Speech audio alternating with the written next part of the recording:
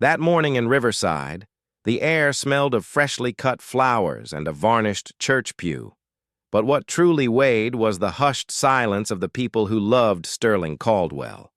The light-colored wooden coffin sat at the front, plain, just as he would have preferred. The community filled the pews, hardware store employees, neighbors, lifelong friends. Brooke, dressed in black, held the ceremony program in cold hands, trying to steady her breathing. Around her, brief condolences, shoulder, squeezes, glances seeking to express "I'm sorry" without words. Mourning had its own rhythm. Enter, bow, sit, remain silent. No one expected that day to transform from a farewell to a public trial. No one was prepared to see how mourning could be interrupted by something harsher than death.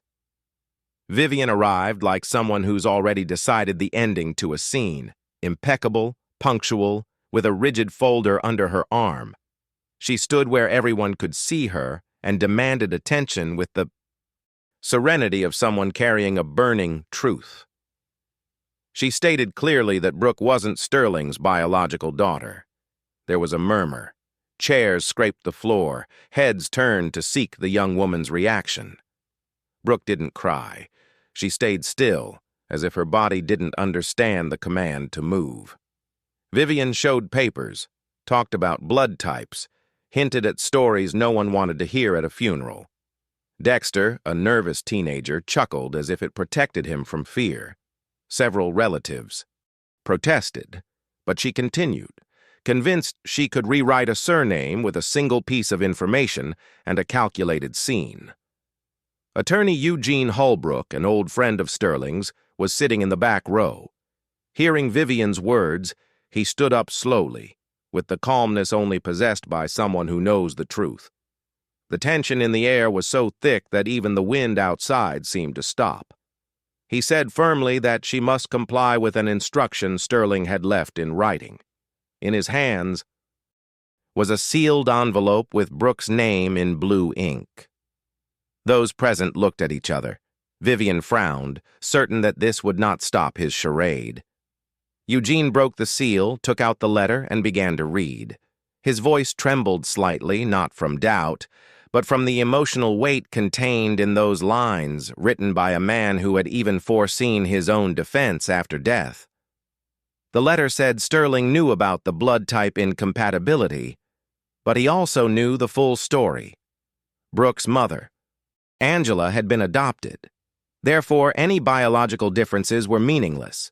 The father also revealed that during surgery when Brooke was 8, a DNA test was performed that confirmed 99.98% biological paternity. The murmur changed tone.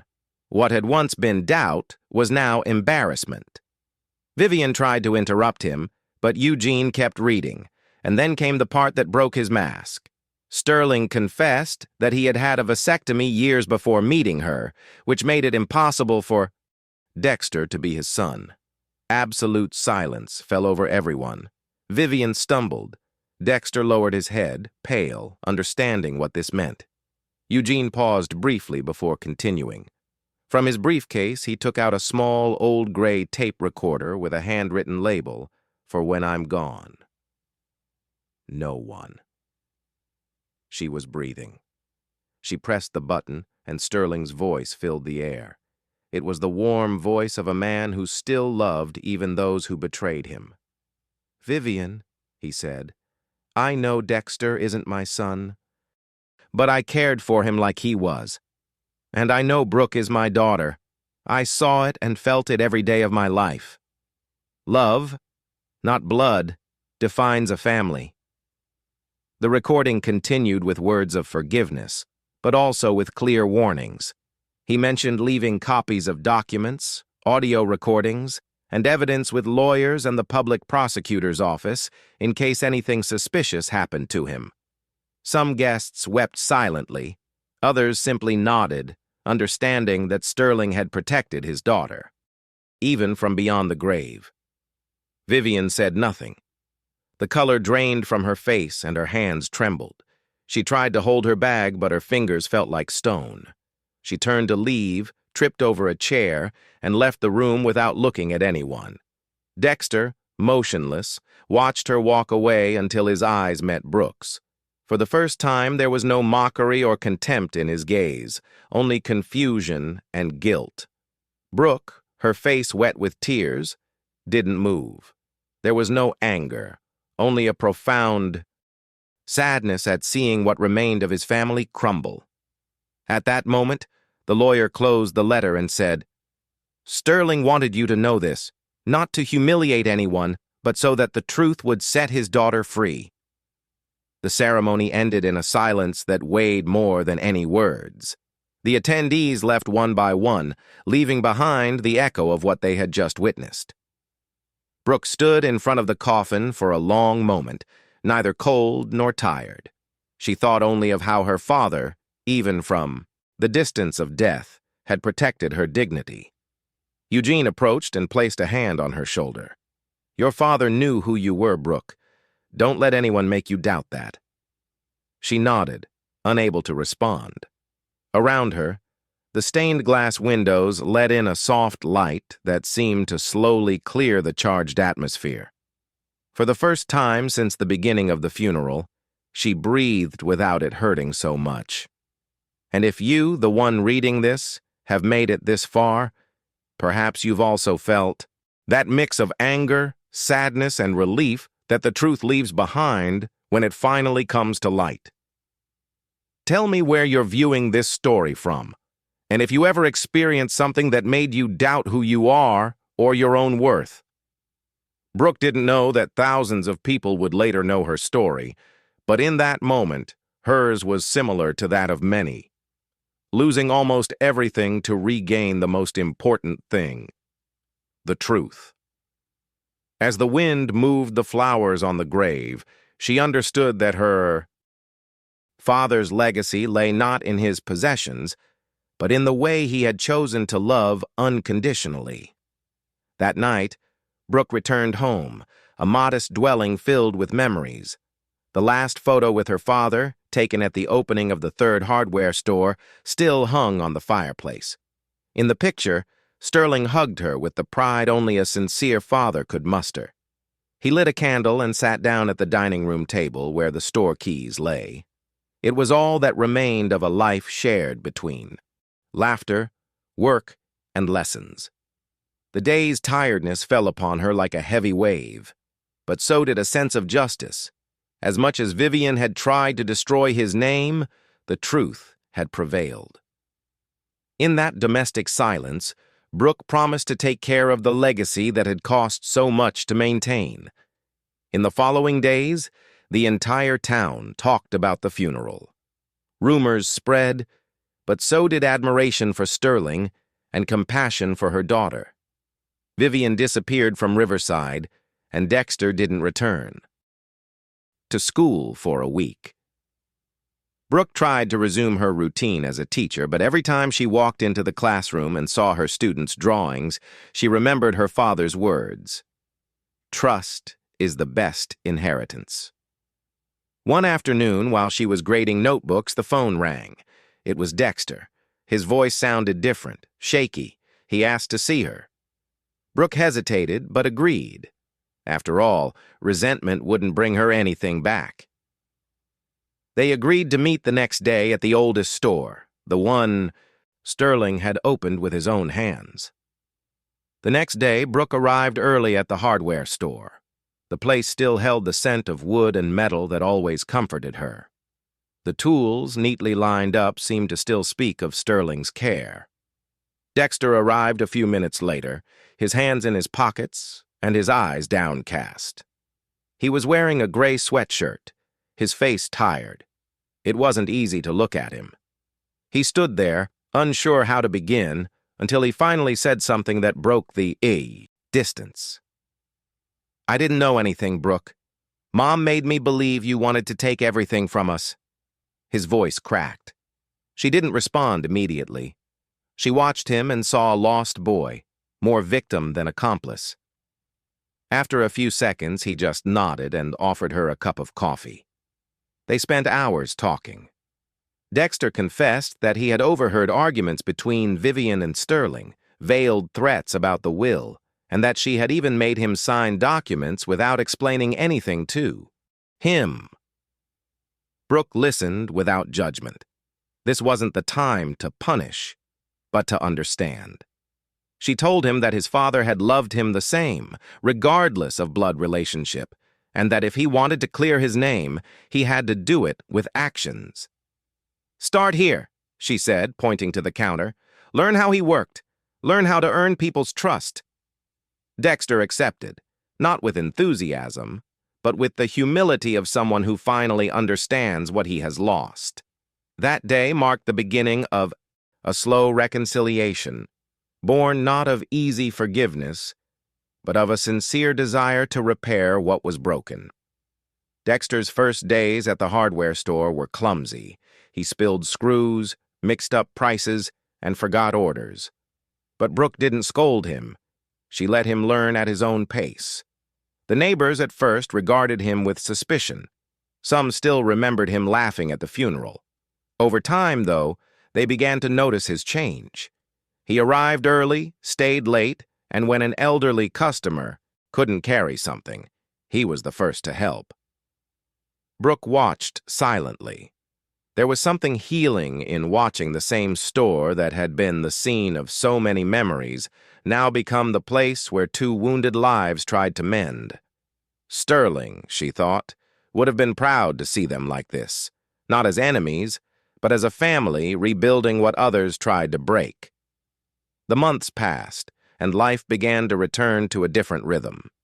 Brooke continued teaching school, but every afternoon she stopped by the stores to check the balances. Dexter waited for her with a notebook full of notes and questions, and little by little he began to gain the customers' trust. The community began to treat them as legitimate heirs to the Caldwell legacy. One afternoon, Eugene visited to deliver the final will documents. "Your father left everything in your name, Brooke," he explained. "But he added a special clause, that no store may be sold while a Caldwell is employed." She smiled. Sterling had thought of everything. He was leaving them not only a business, but a moral commitment to work and family. That night, as they reviewed the paperwork, Brooke and Dexter sat in silence for a long time. There was no need to say anything. They both knew that this clause was how Sterling continued to guide them, even when he wasn't present. Dexter looked up and said, "I think I understand now why he always said the Caldwell name was worth more than money." Brooke smiled, tired, but at peace. Outside, the town lights were just beginning to come on, and the warm reflection illuminated the shelves full of tools. For the first time in a long time, she felt like the air inside the store felt lighter. Sterling had left them not just a material legacy, but a purpose, to take care of what he built and honor it with the same honesty that defined him. One Saturday morning, while they were cleaning the storefront, a regular customer, Mr. Graham, approached with an old toolbox. "Your father sold it to, me 30 years ago," he said. "It still works like it did on the first day." Brooke held it carefully, as if holding something sacred. That box represented everything her father had been: steady, helpful, reliable.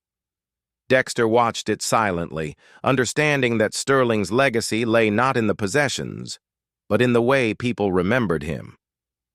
In that moment, Brooke felt a peace she hadn't known since the day of the funeral. Finally, the pain was beginning to transform into gratitude, and the wound, though deep, was beginning to heal. As the months passed, Vivian became a ghost that almost no one spoke of anymore. Some claimed to have seen her in another city trying to start over, but for Brooke and Dexter, her name no longer meant anything. The important thing was to keep Sterling's memory alive and learn to live with the past without letting it hurt. Brooke, who had initially avoided photographs, now hung them back on the walls of her house. Each portrait of her smiling father was a reminder that she had overcome lies with the truth. Sometimes, upon returning from work, she would light a candle in front of his picture and say softly, "We did it, Dad." And although no one responded, the silence had the warmth of a presence. On the anniversary of his death, the community held a small ceremony in front of the main hardware store. Neighbors hung a plaque that read, "Sterling Caldwell, Honesty and Service, Our Example." Brooke spoke briefly, her voice calm but firm. She said, her father taught her that a person's true strength is measured by how they respond to injustice.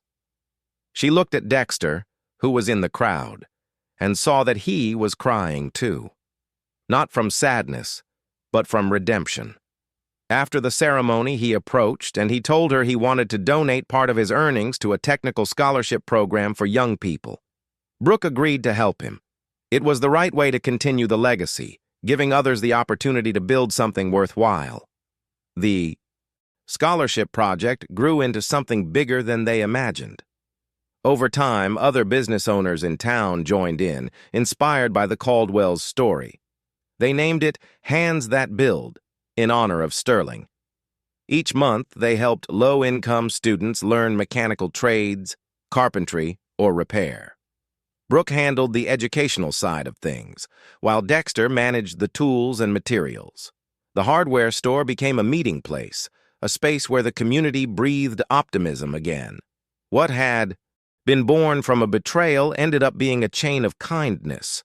And every time someone walked through the door, Brooke thought her father would have smiled at the sight of his legacy, continuing to repair not only things, but also people. One rainy afternoon, Eugene visited them again. He carried a small package bearing the stamp of Sterling's law firm. "Your father requested that this be delivered exactly 1 year to the day after his departure," he said with a faint smile. Brooke opened the envelope with trembling hands. Inside was a letter written in Sterling's steady hand and a small metal keychain bearing the logo of the first store. In the letter, he reminded them that success without empathy is worthless, and that love, even when hidden in loss, always finds a way back. Brooke read silently, her heart heavy, while Dexter watched respectfully. Those words were the perfect ending to a story that, in reality, had never ended. It had only changed shape. Years passed, and the Caldwell hardware store became something of a local landmark.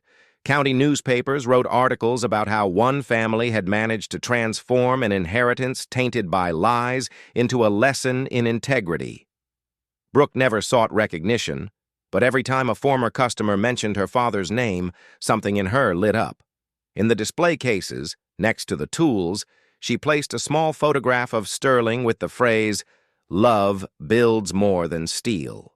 That phrase became the motto for the entire business. Dexter, now more experienced, took charge of teaching the apprentices, repeating the lessons Brooke had once patiently taught him. One summer afternoon, as the sun filtered through the trees, Brooke and Dexter closed the shop a little early. They decided to visit the cemetery. The white marble of Sterling's grave gleamed in the golden light. Brooke left fresh flowers, and they both sat in silence. There was no sadness, only a deep calm. Dexter broke the silence with a simple phrase. "Thank you for not giving up on me." She looked at him and replied, "Dad wouldn't have done that, and neither would I." In that moment, they understood that forgiveness wasn't always just a word, but a way of life. The wind gently rustled the leaves as if Sterling himself were listening, satisfied that his legacy had fulfilled its purpose, to unite, to heal, and to teach. Brooke continued to visit the cemetery every month.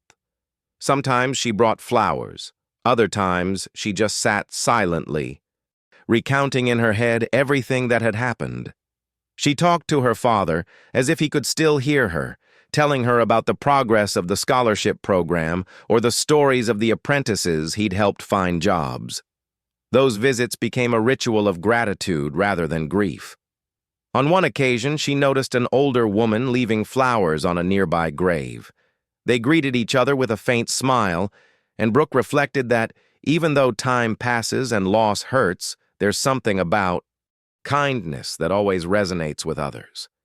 As she returned to the car, she turned on the radio, and a song her father used to hum began to play. She couldn't help but cry, but this time from peace.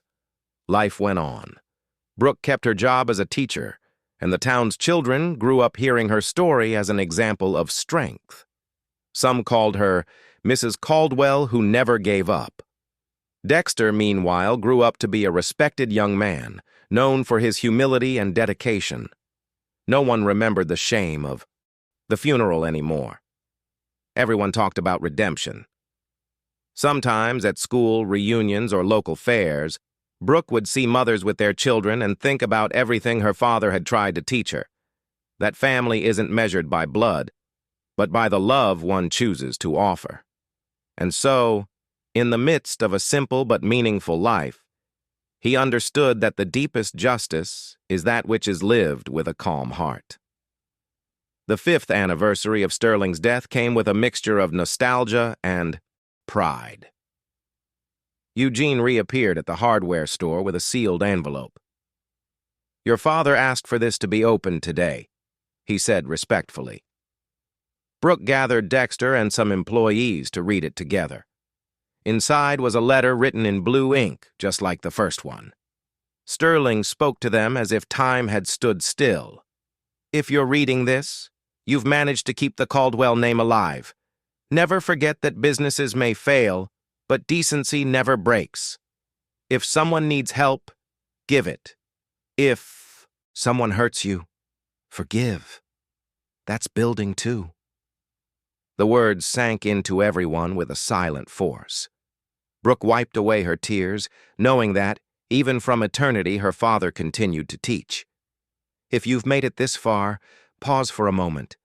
Think of someone who taught you a lesson that still stays with you. Write it in the comments or share this story so others remember that wounds can be transformed into strength. Brooke and Dexter learned this the hardest, but also most human way: losing. Almost everything. They gained what was essential. On that 5th anniversary, as the lights in the workshop went out and the echo of the letter faded, Brooke felt she could finally let go of the weight of the past. Her father was no longer with her, but his voice, his example, and his love continued to be the driving force that drove her every day. The following years solidified what Sterling had unknowingly dreamed of. The Hands That Build scholarship network spread to other towns, and young people from different regions began traveling to Riverside to learn there. The hardware store, once a simple family business, transformed into a gathering place where people found more than tools. They found purpose.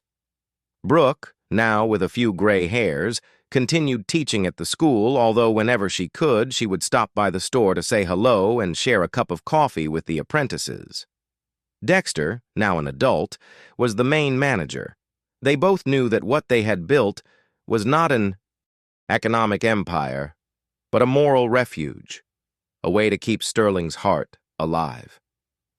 One autumn afternoon, as the yellow leaves fell on the sidewalk in front of the store, Brooke placed a new sign in the window. In simple letters it read, "Love makes family. Trust keeps her together." Many stopped to read it. Some even became emotional. For her, it was more than a phrase. It was the synthesis of everything she had experienced. She remembered that day at the funeral, the pain, the humiliation, her father's voice on the recording. All of that had happened, but it hadn't destroyed her. On the contrary, it had shaped her. And in that moment, as the sun set over the sign with her last name, she understood that the true legacy wasn't the store, or even the history, but the peace that comes when one chooses to forgive and move on. Brooke aged without losing the serenity she had learned to cultivate. At the town fairs, children who had once been her students would come up to greet her and tell her how the scholarships had changed their lives. Some already had their own workshops, others worked in the city, but they all agreed on one thing: You taught us never to give up." Every word of gratitude was, for her, an invisible thread that continued to connect her present with the memory of her father. Sometimes, as she closed the school or store doors, she thought that everything she had experienced, the pain, the humiliation, the forgiveness, had been worth it just to see how that legacy continued to multiply. One evening at dusk, Brooke and Dexter returned to the cemetery once more. The sun was setting slowly, painting the stones and names orange. They left fresh flowers on the headstone that read, "Sterling Caldwell, beloved father, love makes family." They didn't say much. They didn't need to. They both knew that message summed it up. Brooke took a deep breath, smiled, and as she looked out at the horizon, felt something very close to complete peace. The story that began with a lie had truly ended, and the love that had once been questioned had become the root of everything. Sterling had left not just tents or letters, but a way of life. And as they walked back, the wind seemed to whisper, "To love is also to build."